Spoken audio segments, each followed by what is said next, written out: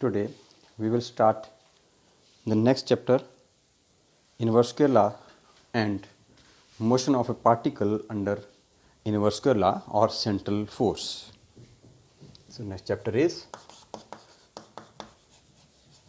inverse square law and motion of a particle under inverse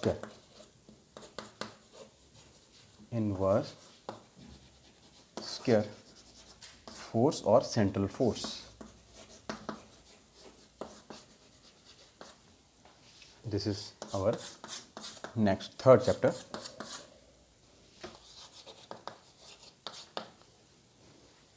Now from the heading of the chapter, it is clear that inverse square law, we will study inverse square law. You know that any force which depend inversely on the square of distance is called inverse square law. This one, F is directly proportional to 1 by r square, or F is inversely proportional to r square. So you have read in the lower classes there are two forces, that is F is equal to G m1 m2 by r square, and also F is equal to 1 upon 4 pi epsilon naught q1 q2 by r square. In both cases the force depend inversely on square of distance. So these laws, law of gravitation or Coulomb law, these are inverse square laws. So we will study these specific laws, inverse square laws. Then what will happen to the particle when particle is moving under this force? So when this force is applied on the particle, then what is the nature and what is the path followed by the particle?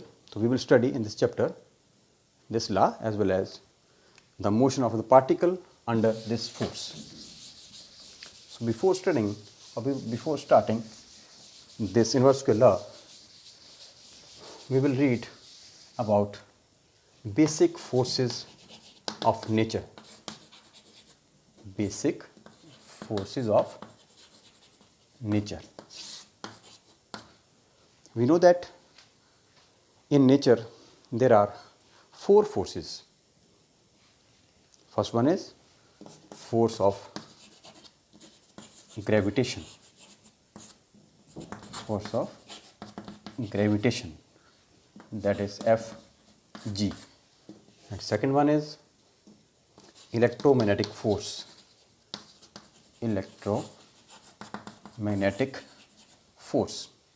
It includes electrostatic force as well as magnetic force. So this is called Fem. And third one is weak force. Weak, Fw. And fourth one is strong force or nuclear force, because strong force is also called nuclear force, Fs strong or Fn nuclear force. So these are four forces of nature which we have already studied. So we will go through from these forces. The first one is force of gravitation. You know that this force is acting between the particles having some masses m1 m2, and the interaction between the particles is due to the gravitons, and this force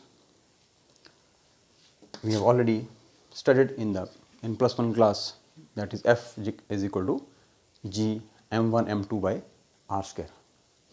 And second force is electromagnetic force, that is electrostatic as well as magnetic force. So 1 upon 4 pi epsilon naught q1 q2 by r square is called electromagnetic force or electrostatic force. And third one is the weak force.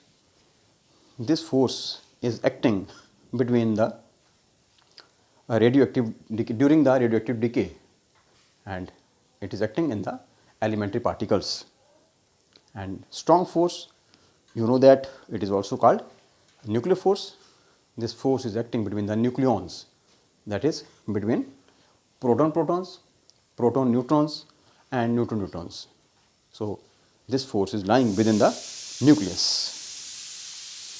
If we compare all these forces, then the relative strength of these forces, Fg is to second one will Fw.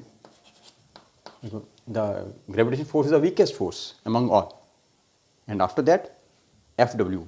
It is basically the weak force, but it is stronger than force of gravitation. And third one is electromagnetic.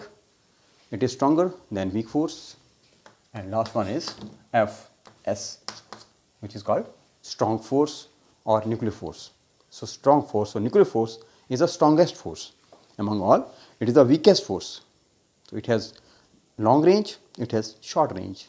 So, you have read the properties of these forces in the lower classes also, in chemistry as well as in physics. If we compare these forces, their magnitudes or magnitude of force, then the ratio between these forces is 1 is to 10 raised to power. First one is the 1, second one is 10 power minus 2, and third one is 10 power minus 13, and fourth one is 10 power minus 38. So, this is the relative force strength of these forces. So, these are 4 forces. Now, in the current research, there is single explanation for all the forces.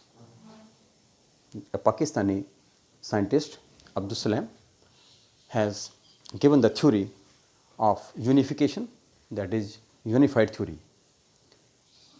According to this theory, which explain the electromagnetic force and weak force by a single explanation, but efforts are going on to give a new theory which explain all these 4 forces with a single explanation, that is called unification theory. So, this theory is the theory of unification, and it is the current field of research. So, we are only concerned with these 4 forces. Just we have studied the basics of these forces, but our main stress, our main topic is inverse square force. So, what is inverse square force? The force inverse square force. So, I have already discussed a force which depends inversely on the square of distance is called inverse square force. So, what are the properties of inverse square force? This force is central force. Central force. Central means when this force is acting between the 2 particles, then the direction of action of this particle is towards the center. The force due to first particle on the second particle towards its center, and second on first, again it's towards its center. So, this force is always central force. And second force, second property, it is always conservative in nature. Conservative in nature, that is law of conservation of force. We have already studied conservative force. The force is said to be conservative if the work done by that force depend only on initial and final position or independent of the path followed by it. So, these are the properties, main 2 properties of conservative force or central force. And third one is, it is derived from a scalar quantity. That is, third one is, the force is conservative or inverse square force or central force, all the names of the same quantity, same term. F is minus gradient of ddr of u. So, we have already studied in the previous chapter that this force is negative gradient of potential energy. So, this force is also inverse square force. And next property is the angular momentum of the particle is always conserved in central force. That is, fourth one is angular momentum L is constant. L means angular momentum of the particle which is moving under this inverse square force is always constant. So, angular momentum is constant. So, the next force is acting along the line joining between the two particles also. So, these are the main properties of inverse square force.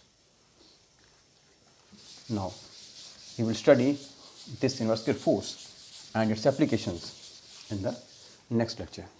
Thank you very much.